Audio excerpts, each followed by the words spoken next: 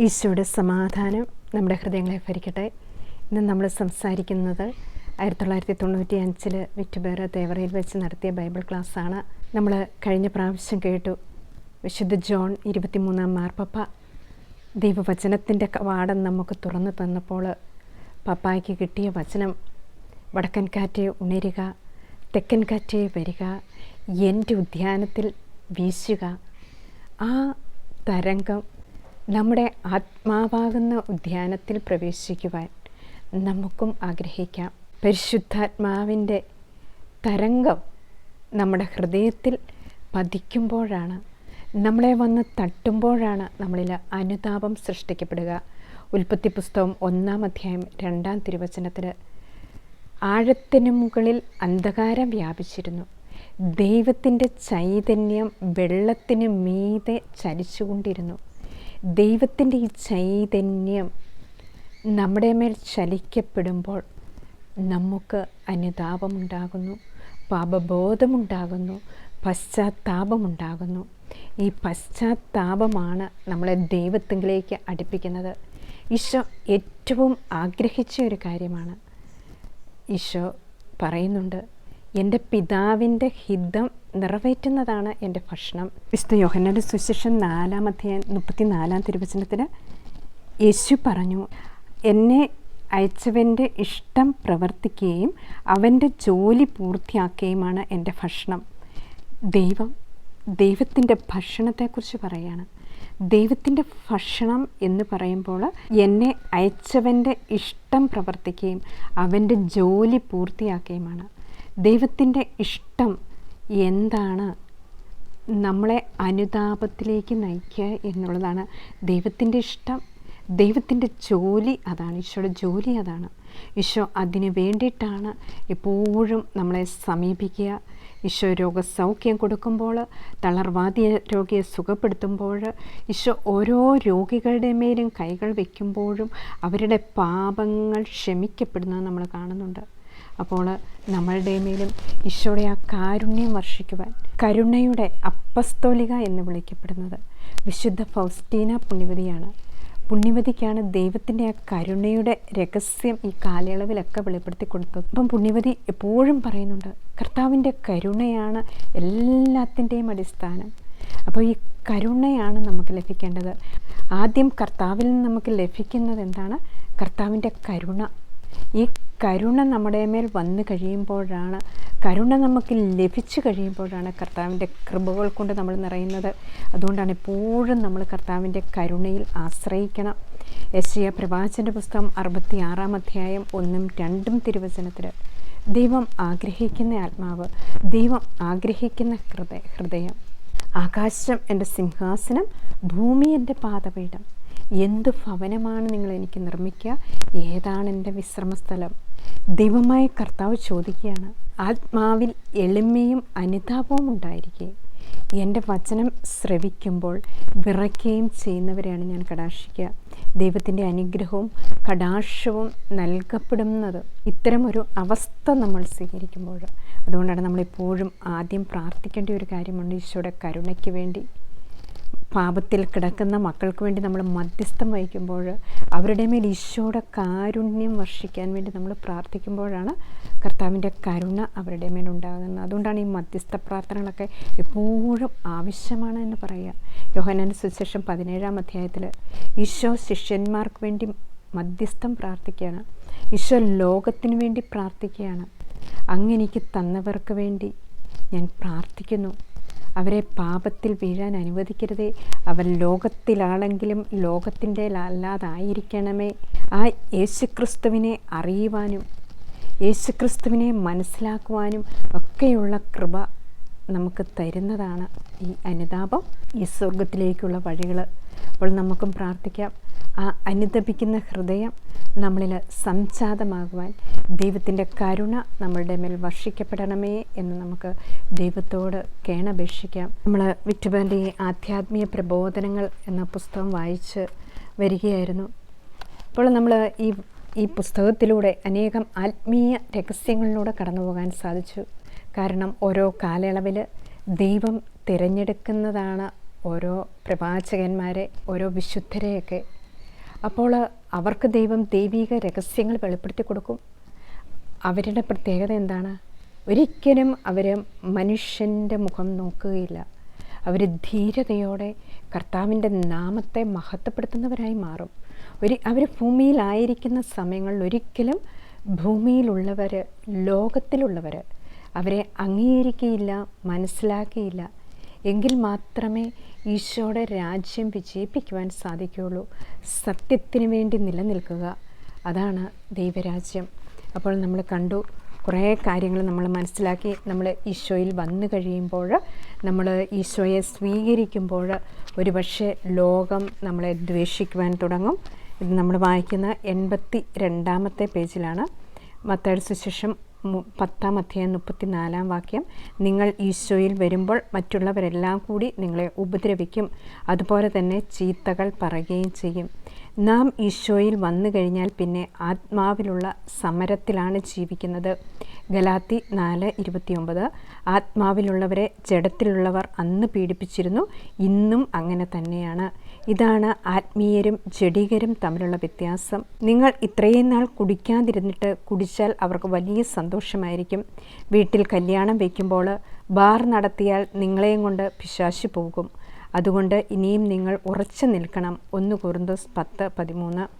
ഏത് പ്രലോഭനം വന്നാലും അതിനെ എതിർത്ത് നിൽക്കുവാനുള്ള ശക്തി കർത്താവ് അപ്പോൾ നിങ്ങൾക്ക് തന്നുകൊണ്ടിരിക്കും. നമ്മൾ ഈശോയിലാണെങ്കിൽ കർത്താവിന് ഇഷ്ടമില്ലാത്ത ബന്ധുക്കാരെയൊന്നും നമ്മുടെ വീട്ടിലേക്ക് കൊണ്ടുവരികയില്ല. ഇതാണ് ദൈവത്തിൻ്റെ പദ്ധതി. ഈശോയിൽ വന്നാൽ സകലതും നന്മയ്ക്കായിട്ടേ വരികയുള്ളൂ. റോമ 8:28. നിങ്ങൾ ഈശോയിൽ ആദ്യം വരുന്ന സമയത്ത് പിശാച് പറഞ്ഞു തരും, നിങ്ങൾ ഈശോയിൽ വന്നിട്ടാണ് ഇങ്ങനെയെല്ലാം സംഭവിച്ചതെന്ന്. നിങ്ങൾക്ക് വിശ്വാസപരവും വിവേചനപരവും ഇല്ലാത്തത് കൊണ്ടാണ് എല്ലാം വിശ്വസിക്കുന്നത്. 1 കൊരിന്തോസ് 12:10. സ്നേഹത്തിൻ്റെ ഏറ്റവും വലിയ നിർവചനം വിശുദ്ധ പൗലോസ്ലീഹ പറഞ്ഞിരിക്കുകയാണ്. ഫിലിപ്പി 1:9. നിങ്ങളുടെ സ്നേഹം ജ്ഞാനത്തിലും എല്ലാ തരത്തിലുമുള്ള വിവേചന ശക്തിയിലും ഉത്തരോത്തരം വർദ്ധിച്ചു വരട്ടെ. നമ്മുടെ സ്നേഹം കടപ്പാടില്ലാത്ത സ്നേഹമായിരിക്കണം. റോമ 13:8-10 വരെ. കടപ്പാടില്ലാത്ത സ്നേഹമാണ് ദൈവസ്നേഹം. കടപ്പാടില്ലാത്ത സ്നേഹം വരുമ്പോഴാണ് നിങ്ങൾ ആത്മീയ കാര്യം നോക്കുന്നത്. അപ്പോൾ നിങ്ങൾക്ക് ആത്മാവിൻ്റെ കാര്യമായിരിക്കും താല്പര്യം. സുഭാഷിതം 3:21-24 വരെ. അന്യോന്യമായ വിവേചന ശക്തിയിലേക്ക് നിങ്ങൾ ഓരോരുത്തരും വരണം. യെശയ്യാ 11:2. യെശയ്യാ 11:2 ആത്മാവ് നിങ്ങളിലേക്ക് കടന്നു വരണം. ഈ വചനങ്ങളെല്ലാം നിങ്ങൾ സ്വീകരിച്ചു കഴിയുമ്പോൾ നിങ്ങളുടെ ഹൃദയം ശുദ്ധീകരിക്കപ്പെടും. നമ്മൾ കഴിഞ്ഞ പ്രാവശ്യമൊക്കെ മനസ്സിലാക്കി. നമ്മൾ ഈശോയുമായിട്ട് ഐക്യപ്പെടുക. 1 കൊരിന്തോസ് 6:17 2 തിമോത്തി 3:12 ഒക്കെ പറയുന്നുണ്ട്. യേശു ക്രിസ്തുവിനോട് ഐക്യപ്പെടുവാൻ, യേശു ക്രിസ്തുവിനോട് ഐക്യപ്പെട്ട് വിശുദ്ധ ജീവിതം നയിക്കുവാൻ ആഗ്രഹിക്കുന്നവരെല്ലാം പീഡിപ്പിക്കപ്പെടും. നമ്മൾ ഈശോയോട് ഐക്യപ്പെട്ടാൽ മാത്രം മതി. ഈശോയോട് ഐക്യപ്പെടുമ്പോൾ ലോകത്തിനോടുള്ള മൈത്രി ദൈവത്തിൻ്റെ ശത്രുവായിട്ട് മാറും. യാക്കോബിൻ്റെ ലേഖനം 4-ാം അധ്യായം 4-ാം വചനത്തിൽ പറയാണ്, വിശ്വസ്തത പുലർത്താത്തവരെ, ലോകത്തോടുള്ള മൈത്രി ദൈവത്തിൻ്റെ ശത്രുവാണെന്ന് നിങ്ങൾ അറിയുന്നില്ലേ? ലോകത്തിൻ്റെ മിത്രമാകാൻ ആഗ്രഹിക്കുന്നവൻ തന്നെ ദൈവത്തിൻ്റെ ശത്രുവാക്കുന്നു. എത്ര വലിയ ശക്തമായ വചനങ്ങളാണിതൊക്കെ. ലോകത്തിൻ്റെ മിത്രമാകാൻ ആഗ്രഹിക്കുന്നവൻ തന്നെ ദൈവത്തിൻ്റെ ശത്രുവാക്കുകയാണ്. ലോകത്തോടുള്ള മൈത്രി ദൈവത്തിൻ്റെ ശത്രുതയാണ്. അതാണ് ക്രിസ്തുവുമായി ഐക്യപ്പെട്ട് വിശുദ്ധ ജീവിതം നയിക്കാൻ ആഗ്രഹിക്കുന്നവർ എല്ലാം പീഡിപ്പിക്കപ്പെടും. നമ്മൾ ഇതിൻ്റെ അകത്ത് കണ്ടു, ഗലാത്യ 4:29 ജഡത്തിലുള്ളവർ ആത്മാവിലുള്ളവരെ അന്ന് പീഡിപ്പിച്ചു, ഇന്നും അതുപോലെ തന്നെയാണ്. ഇതാണ് 2 രാജ്യമാണ്, ആത്മാവിൻ്റെ രാജ്യവും ലോകത്തിൻ്റെ കാര്യവും. അതാണ് ഈശോ ലോകത്തിലേക്കാണ് വന്നത്. ഈശോ ദൈവത്തിൻ്റെ പുത്രനായിട്ടും ഈശോ ലോകത്തിലേക്ക് വന്ന് ഈശോ പ്രവർത്തിച്ചത് എന്താണ്? പിതാവായ ദൈവത്തോട് പരിപൂർണ വിശ്വസ്തത പുലർത്തിക്കൊണ്ട് മനുഷ്യൻ്റെ മേൽ ദൈവത്തിൻ്റെ കരുണ ചൊരിഞ്ഞു. മനുഷ്യരുടെ മേലെല്ലാം ദൈവം കാരുണ്യം വർഷിക്കുകയാണ്. തന്നെ സ്വീകരിച്ചവരോട്, തൻ്റെ നാമത്തിൽ വിശ്വസിച്ചവരോട് ഈശോ കരുണയും സ്നേഹവും അലിവും എല്ലാം ഈശോയിൽ നിന്ന് പുറപ്പെടുകയാണ്. കാരണം ഈശോ ലോകത്തിലേക്ക് ഇറങ്ങിച്ചെന്ന് ലോകത്തിൻ്റേത് അല്ലാതായിട്ട് ലോകത്തിൽ നിന്ന് ആത്മാക്കളെ പിടിച്ച് ദൈവത്തിലേക്ക് അടുപ്പിക്കുകയാണ്. യോഹന്നാൻ്റെ സുവിശേഷം 3-ാം അധ്യായം 27-ാം തിരുവചനത്തിൽ യോഹന്നാൻ ശ്ലീഹ വെളിപ്പെടുത്തുകയാണ്, എൻ്റെ പിതാവിനാൽ ആകർഷിക്കപ്പെടാതെ ആർക്കും എൻ്റെ അടുത്തേക്ക് വരാൻ സാധിക്കില്ല. ആ പിതാവിൽ നിന്ന് ആകർഷണം ലഭിച്ചാണ് നമ്മൾ ആ ഈശോയിലേക്ക് അടുക്കുക. ആ കരുണയിലൂടെ നമ്മൾ ദൈവത്തിൻ്റെ സ്വരം ശ്രവിക്കുകയാണ്. അതുകൊണ്ടാണ് നമ്മൾ ഈ ഈശോയിൽ ആശ്രയിക്കുമ്പോൾ പല ലോകത്തിൻ്റെ കാര്യങ്ങളെയും പല പാപത്തിൽ നിന്ന് നമുക്ക് വിട്ടു പോന്നേ പറ്റൂ. ഈ പാപത്തിൽ നിന്ന് വിട്ടു പോരുമ്പോഴാണ് അവിടെ വിശുദ്ധി ഉണ്ടാകുക. ഈ പാപത്തിൽ നിന്ന് വിട്ടു പോരുമ്പോഴാണ് ദൈവത്തിൻ്റെ വചനം വന്ന് നമ്മുടെ ഹൃദയത്തിൽ വസിക്കുക. ഈ പാപത്തിൽ നിന്ന് വിട്ടു പോരുമ്പോഴാണ് വിശുദ്ധവും അശുദ്ധവുമായത് എന്തെന്ന് തിരിച്ചറിയാൻ നമുക്ക് സാധിക്കുക. നമ്മൾ ഈശോയിൽ വരുമ്പോൾ ലോകം നമ്മളെ ദ്വേഷിക്കും. ആത്മാവിലുള്ളവരും ജഡത്തിലുള്ളവരും തമ്മിലുള്ള വ്യത്യാസം നമുക്ക് മനസ്സിലാക്കാൻ സാധിക്കും. അപ്പോൾ നമ്മളിപ്പം ഈശോയിൽ വന്നതിന് ശേഷം ലോകം നമ്മളെ മാറ്റി നിർത്തി, അതിനുശേഷം നമ്മൾ വീണ്ടും ലോകത്തിലേക്ക് പോകുമ്പോൾ ഏറ്റവും സന്തോഷിക്കുന്നത് ലോകമാണ്. കാരണം ഈശോയിൽ വന്ന ഒരു വ്യക്തിയെക്കുറിച്ച് സാത്താന് ഭയങ്കര തീഷ്ണതയായിരിക്കും. അവന് ലോകത്തിലുള്ളവരെക്കുറിച്ച് അത്രയും തീഷ്ണത ഉണ്ടാകില്ല. കാരണം ഏതെങ്കിലും തരത്തിൽ വീഴിക്കപ്പെടുക, ഏതെങ്കിലും തരത്തിൽ ദൈവത്തോടൊരു അവിശ്വസ്തത കാണിക്കുക. അതാണ് ബ്രദർ ഇവിടെ ഒരു ഉദാഹരണം പറയുന്നുണ്ട്. ഈശോയിൽ വന്ന ഒരു വ്യക്തി തങ്ങളുടെ കുടുംബത്തിലൊക്കെ വിവാഹങ്ങൾ വയ്ക്കുമ്പോഴും അതുപോലെ തന്നെ ആഘോഷങ്ങളൊക്കെ ഉണ്ടാകുമ്പോഴും അവിടെ മദ്യം വിളമ്പുമ്പോൾ കൂട്ടുകാർക്കൊക്കെ ഭയങ്കര സന്തോഷമായിരിക്കും എന്ന് പറയുകയാണ്. കാരണം എന്താണ്? അവരുടെ പാപത്തിൽ നാമും പങ്കുചേരുകയാണ്. അതുകൊണ്ടാണ് നമ്മൾ അവിടെയെല്ലാം ലോകത്തിൻ്റെ മിത്രമാകാതെ അവിടെയെല്ലാം ഈശോയുടെ വിശ്വസ്തത പുലർത്തുമ്പോൾ ദൈവത്തിൻ്റെ അനുഗ്രഹം നമ്മളുടെ മേൽ വർഷിക്കപ്പെടും. അതിനുശേഷം ബ്രദർ പറയണ 1 കൊറിന്തോസ് 10:13 വാക്യം, നിങ്ങളുടെ ശക്തിക്ക് അതീതമായ പ്രലോഭനങ്ങൾ ഉണ്ടാകുവാൻ ദൈവം അനുവദിക്കുകയില്ല, ദൈവം വിശ്വസ്തനാണ്. അപ്പോൾ നമ്മൾ ഈശോയെ അനുഭവിച്ചു കഴിയുമ്പോൾ നമ്മളിൽ എത്രമാത്രം ശക്തിയുണ്ട് എന്ന് നമ്മേക്കായാലും തിരിച്ചറിയാവുന്ന ഈശോയ്ക്കാണ്. അതുകൊണ്ടാണ് കർത്താവ് നമ്മളോട് പറയുകയാണ്, നിങ്ങളുടെ ശക്തിക്ക് അതീതമായതൊന്നും ഉണ്ടാകുവാൻ ദൈവം അനുവദിക്കുകയില്ല. കാരണം ദൈവം വിശ്വസ്തനാണ്. നമ്മൾ ഈശോയുടെ വിശ്വസ്തത പുലർത്തുമ്പോൾ ആ പ്രലോഭനങ്ങളെ അതിജീവിക്കുവാൻ വേണ്ട ശക്തിയും കർത്താവ് നമുക്ക് തന്നുകൊള്ളും. ഏത് പ്രലോഭനം വന്നാലും അതിനെ എതിർക്കാനുള്ള ശക്തി കർത്താവ് അപ്പോൾ തന്നുകൊള്ളും. നമ്മൾ ഈശോയിലാണെങ്കിൽ കർത്താവിന് ഇഷ്ടമില്ലാത്ത ബന്ധുക്കളൊന്നും നമ്മുടെ വീട്ടിലേക്ക് കൊണ്ടുവരികയില്ല. ഇതാണ് ദൈവത്തിൻ്റെ പദ്ധതി. ഈശോയിൽ വന്നാൽ സകലതും നന്മയ്ക്കായിട്ടേ സംഭവിക്കുകയുള്ളൂ. ഈശോയിൽ വന്നതിന് ശേഷം നമ്മളൊരു കുടുംബജീവിതമൊക്കെ നയിക്കുന്ന വ്യക്തികളാണെങ്കിൽ നമുക്ക് അനേകം ആൾക്കാരുമായിട്ട് ഇടപഴകേണ്ടി വരും. അപ്പോൾ നമ്മൾ ഈശോയിൽ വന്നതിന് ശേഷം ഈശോയ്ക്ക് ഇഷ്ടമില്ലാത്തവരാരും നമ്മുടെ വീട്ടിൽ വരികയില്ല എന്ന് പറയുന്നതിന് കാരണം എന്താണ്? പാപ സാഹചര്യങ്ങളിൽ നിന്ന് കർത്താവ് നമ്മളെ മാറ്റി നിർത്തുവാൻ നമ്മളും കൂടി ആഗ്രഹിക്കുമ്പോഴാണ് പാപത്തിലേക്ക് നമ്മളെ നയിക്കുന്ന പല ഭാഗങ്ങളും നമ്മളിൽ നിന്ന് മാറ്റപ്പെടുക. റോമാക്കാർക്ക് എഴുതിയ ലേഖനം 8-ാം അധ്യായം 28-ാം തിരുവചനത്തിൽ ദൈവത്തെ സ്നേഹിക്കുന്നവർക്ക് അവിടുത്തെ പദ്ധതി അനുസരിച്ച് വിളിക്കപ്പെട്ടവർക്ക് അവിടുന്ന് സകലതും നന്മയ്ക്കായി ഭവിക്കുന്നു. നിങ്ങൾ ഈശോയിൽ ആദ്യം വരുന്ന സമയത്ത് പിശാച് പറഞ്ഞു തരും, നിങ്ങൾ ഈശോയിൽ വന്നിട്ടാണ് ഇങ്ങനെയെല്ലാം സംഭവിക്കുന്നതെന്ന്. നമ്മൾ ഈശോയിൽ വന്നതിന് ശേഷം പല പ്രശ്നങ്ങളുണ്ടാകും. ഈശോയിലല്ല എങ്കിൽ ലോകം പറയുന്ന വാക്കുകൾ നമ്മൾ ശ്രവിക്കും. നമ്മൾ ഈശോയിൽ വന്നിട്ടാണ് പലരും നമ്മുടെ ഭവനത്തിൽ പ്രവേശിക്കാത്തത്. അതുപോലെ നമ്മൾ ഈശോയിൽ വന്നിട്ടാണ് ചിലപ്പോൾ രോഗങ്ങൾ നമുക്ക് വരുന്നത്.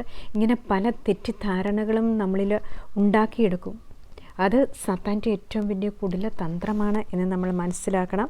നിങ്ങൾക്ക് വിശ്വാസപരവും വിവേചനപരവും ഇല്ലാത്തത് കൊണ്ടാണ് എല്ലാം വിശ്വസിക്കുന്നത്. 1 കൊറിന്തോസ് 12-ാം അധ്യായം 10-ാം വാക്യം. വിറ്റുപേർ എപ്പോഴും പറയുന്നൊരു കാര്യമായിരുന്നു വിശ്വാസപരം, അതോടൊപ്പം തന്നെ വിവേചനാപരം. ഈ വിശ്വാസം വർദ്ധിച്ചു വരുമ്പോഴാണ് നമുക്ക് യഥാർത്ഥ ദൈവസ്നേഹത്തിലേക്ക് പ്രവേശിക്കാൻ സാധിക്കുക. അതിലൂടെയാണ് നമുക്ക് വിവേചന വരം ലഭിക്കുക. ഈ വിശ്വാസപരവും വിവേചനപരവും ഇല്ലാത്തത് കൊണ്ടാണ് നമ്മൾ ഈ ലോകം പറയുന്ന പല കാര്യങ്ങളും ശ്രവിക്കുക. സ്നേഹത്തിൻ്റെ ഏറ്റവും വലിയ നിർവചനമാണ് വിശുദ്ധ പൗലോസ്ലീഹ പറയുന്നത്. ഫിലിപ്പിയർക്ക് എഴുതിയ ലേഖനം 1-ാം അധ്യായം 9-ാം വാക്യത്തിൽ, നിങ്ങളുടെ സ്നേഹം ജ്ഞാനത്തിലും എല്ലാ തരത്തിലുമുള്ള വിവേചന ശക്തിയിലും ഉത്തരോത്തരം വർദ്ധിച്ചു വരട്ടെ. യഥാർത്ഥ സ്നേഹം എന്താണ്? ദൈവിക ജ്ഞാനത്തിലായിരിക്കും, വിവേചന ശക്തിയിലായിരിക്കും. ഈ രണ്ട് ശക്തികളും കൂടെ വരുമ്പോഴാണ് ആ യഥാർത്ഥ ദൈവസ്നേഹത്തിലേക്ക് നമ്മൾ വരിക. ജ്ഞാനത്തിലും എല്ലാ തരത്തിലുമുള്ള വിവേചന ശക്തിയിലും ഉത്തരോത്തരം വർദ്ധിച്ചു വരട്ടെ. നമ്മുടെ സ്നേഹം കടപ്പാടില്ലാത്ത സ്നേഹമായിരിക്കണം. റോമ 13:8-10 വരെ. കടപ്പാടില്ലാത്ത സ്നേഹമാണ് ദൈവസ്നേഹം. കടപ്പാടില്ലാത്ത സ്നേഹം വരുമ്പോഴാണ് നിങ്ങൾ ആത്മീയ കാര്യങ്ങൾ നോക്കുന്നത്. 2 തരം സ്നേഹമുണ്ട് നമുക്കറിയാം. കടപ്പാടുള്ള സ്നേഹവുമുണ്ട്, കടപ്പാടില്ലാത്ത സ്നേഹവുമുണ്ട്. കടപ്പാടുള്ള സ്നേഹം വരുമ്പോൾ അവിടെ ഒരു സ്വാർത്ഥതയുണ്ടായിരിക്കും.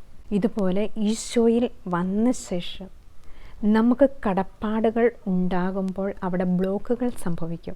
ഈശോയിൽ വരുമ്പോൾ നമ്മുടെ ലക്ഷ്യം ഒന്ന് മാത്രമാണ്: ഒരാത്മാവിനെ എങ്ങനെ ഈശോയിലേക്ക് അടുപ്പിക്കാം, ആ ഒരു ആത്മാവിനെ എങ്ങനെ പാപത്തിൻ്റെ ബന്ധനത്തിൽ നിന്ന് മോചിപ്പിച്ച് ദൈവവുമായിട്ട് അടുപ്പിക്കാൻ സാധിക്കും. അതിലൂടെയാണ് അവർ യഥാർത്ഥ ദൈവസ്നേഹം അനുഭവിക്കുക. അല്ലാതെ നമ്മൾ സ്വാർത്ഥപരമായിട്ട് നമ്മുടെ ആവശ്യങ്ങൾക്ക് വേണ്ടി നമ്മൾ മറ്റുള്ളവരെ ഉപയോഗിക്കുമ്പോൾ അവിടെ കടപ്പാടുള്ള സ്നേഹമാകും, യഥാർത്ഥ സ്നേഹമായിരിക്കുകയില്ല. അപ്പോൾ നമ്മളെപ്പോഴും ശ്രദ്ധിക്കണം, നമ്മളൊരു വ്യക്തിയെ സ്നേഹിക്കുമ്പോൾ അവരുടെ ആത്മാവിൻ്റെ ഉത്തരവാദിത്തങ്ങൾ, അവരുടെ ആത്മാവിനെ പാപത്തിൽ വീഴാതെ സംരക്ഷിക്കുക. ഇത്തരത്തിലുള്ള ഒരു സ്നേഹമായിരിക്കണം യഥാർത്ഥ സ്നേഹം എന്ന് പറയുകയാണ്. അന്യോന്യമായ വിവേചന ശക്തിയിലേക്ക് നിങ്ങൾ ഓരോരുത്തരും വരണം. സുഭാഷിതത്തിൻ്റെ പുസ്തകം 3-ാം അധ്യായം 21-24 വരെയുള്ള വചനം, യെശയ്യാ പ്രവാചകന്റെ പുസ്തകം 11-ാം അധ്യായം 2-ാം വാക്യത്തിലും, റോമാക്കാർക്ക് എഴുതിയ ലേഖനം 13-ാം അധ്യായം 8-ാം തിരുവചനത്തിൽ നമ്മൾ വായിക്കുന്നുണ്ട്. പരസ്പരം സ്നേഹിക്കുകയല്ലാതെ നിങ്ങൾക്ക് ആരോടും ഒരു കടപ്പാടും ഉണ്ടാവരുത്. പരസ്പരം സ്നേഹിക്കുകയല്ലാതെ നിങ്ങൾക്ക് ആരോടും ഒരു കടപ്പാടും ഉണ്ടാകരുത്. യഥാർത്ഥ ദൈവസ്നേഹം എന്ന് പറയുന്നത് പൊറുക്കപ്പെടുന്നതാണ്, ക്ഷമിക്കപ്പെടുന്നതാണ്, സഹിക്കപ്പെടുന്നതാണ്, വിശുദ്ധി കൊണ്ട് നിറയുന്നതാണ്. ഇതൊക്കെയാണ് യഥാർത്ഥ ദൈവസ്നേഹം.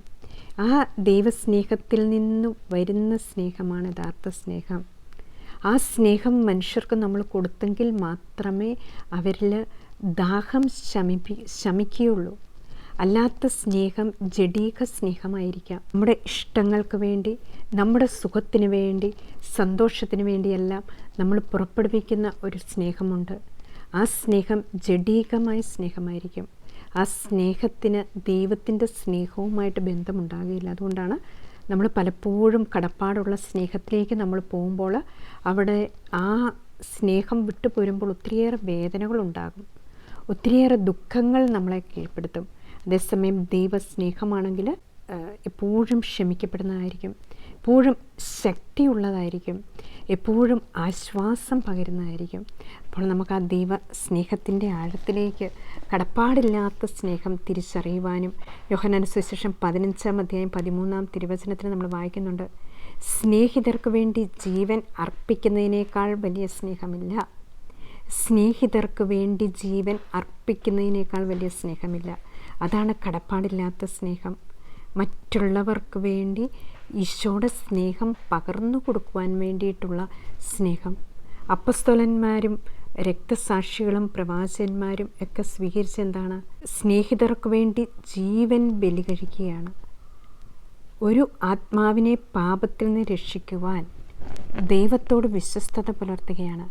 സത്യവും നീതിയും ലോകത്തിൽ സ്ഥാപിക്കപ്പെടുവാൻ വേണ്ടി ചില വ്യക്തികൾ രക്തം ചിന്തുകയാണ്. അതുപോലെ തന്നെ നമ്മൾ കണ്ടു സുഭാഷിതത്തിൻ്റെ പുസ്തകം 3-ാം അധ്യായം 21-24 മുതലുള്ള തിരുവചനത്തിൽ, മകനെ, അന്യോന്യമായ ജ്ഞാനവും വിവേചന ശക്തിയും പുലർത്തുക. അവ നിൻ്റെ ദൃഷ്ടിയിൽ നിന്ന് മാഞ്ഞു പോകാതിരിക്കട്ടെ. അവ നിൻ്റെ ആത്മാവിന് ജീവനും കണ്ടത്തിന് ആഭരണവുമായിരിക്കും.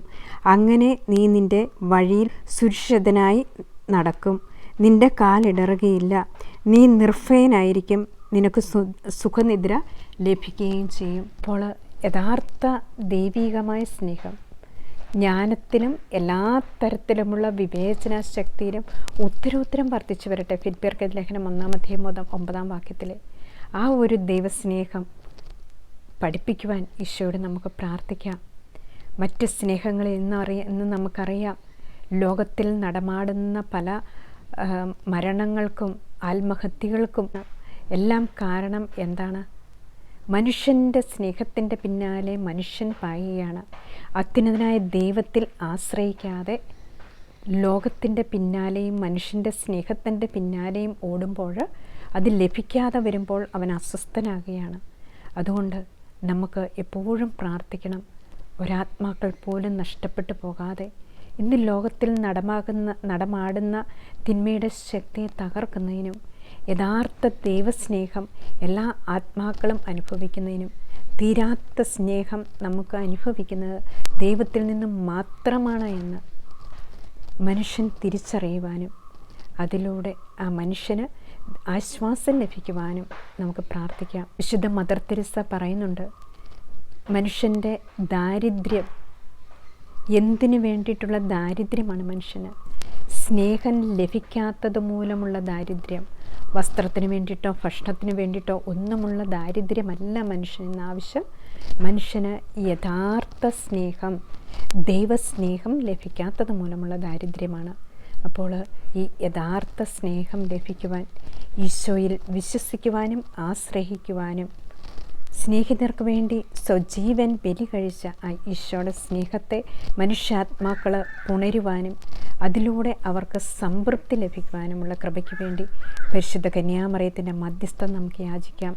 അമ്മേ മാതാവേ, ഇന്ന് ലോകത്തിൽ പല വേദനകൾ അനുഭവിക്കുന്ന മക്കൾക്ക് വേണ്ടി ഞങ്ങൾ പ്രാർത്ഥിക്കുന്നു.